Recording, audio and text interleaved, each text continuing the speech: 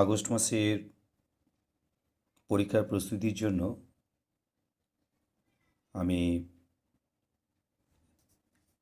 112 পাতার গণিতের 16 অঙ্কটা নির্বাচন করেছি। তোমরা এই অঙ্কটাকে প্র্যাকটিস করবে। এই বছরে নন্দলাল উচ্চ মাধ্যমিক বিদ্যালয়ের পরীক্ষার্থীদের 85% বাংলায়, 70% অঙ্কে এবং 65% উভয় বিষয়ে A+ পেয়েছে। পরীক্ষার্থীর সংখ্যা যদি 120 জন হয়, তবে হিসাব করে দেখি কতজন পরীক্ষার্থী উভয় বিষয়ে A+ পেয়েছে। শুধু বাংলায় A+ পেয়েছে কতজন, শুধু অঙ্কে A+ পেয়েছে কতজন, এবং উভয় বিষয়ে A+ পায়নি। তো দেখো, এখানে উভয় বিষয়ে A+ পেয়েছে কতজন, না 65%। তাহলে কেবলমাত্র বাংলায় কতজন A+ পেয়েছে, কেবলমাত্র। তো আমরা যদি একটা লেখচিত্রের মাধ্যমে করি, তাহলে এখানে দেখো এই অংশটা আমি এখানে দেখাচ্ছি। এটা মনে করো 85% যেটা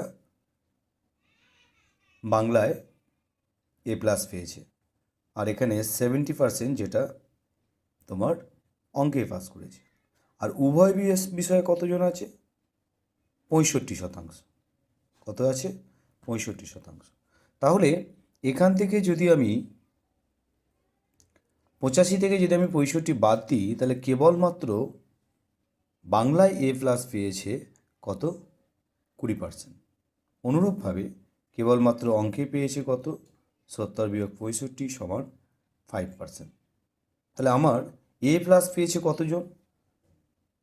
65, 20 আর 5 সমান কতজন হচ্ছে? 90 জন। তাহলে A+ পায়নি, কোনো বিষয়তেই A+ পায়নি কতজন? 100-90 = 10%। এবার লক্ষ্য রাখো, এখানে আমার মোট পরীক্ষার্থীর সংখ্যা আছে 120 জন। তাহলে উভয় বিষয়ে A+ পেয়েছে 120 জনের মধ্যে 65%। তো একে যদি আমি ক্যালকুলেশন করি, 120 × 65, 100, একে কাটাকুটি করো। তো 0 0 কাটো, পড়ে থাকছে 10, একে 5 দিয়ে কাটো। 5 2 10, আর 5 13, 65, আর এখানে 6 2 12, 6 13, 78। তো 78 জন উভয় বিষয়ে A+ পেয়েছে। সিমিলারলি আবার চলে আসো, শুধু বাংলায় A+ পেয়েছে কতজন? ওই 120-র মধ্যে কত? 20%। এখানে আমার কত আছে? 20% আগেই বের করে নিয়েছিলাম। তো এখানে করো 120 × 20%, 2 0 2 0 কেটে গেল, 12 2 24 জন। কতজন? 24 জন।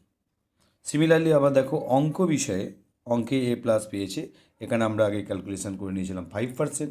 তাহলে 120 × 5%, 5-এর 100, 5 20 100, আর এটা হবে 6 2 12, 6 জন। এটা তোমার কেবলমাত্র শুধু অঙ্কে পাস করেছে। আর উভয় বিষয়ে A+ পায়নি, এরকম আমরা ক্যালকুলেশন করে নিয়েছি 10%। তো 120 × 10%, 2 0 কেটে গেল, সমান 12 জন। এই 12 জন হচ্ছে উভয় বিষয়ে A+ পায়নি। তো এই অঙ্কটা তোমরা প্র্যাকটিস করবে, আশা করি আগস্ট মাসে পরীক্ষার জন্য তোমাদের কাছে আসবে।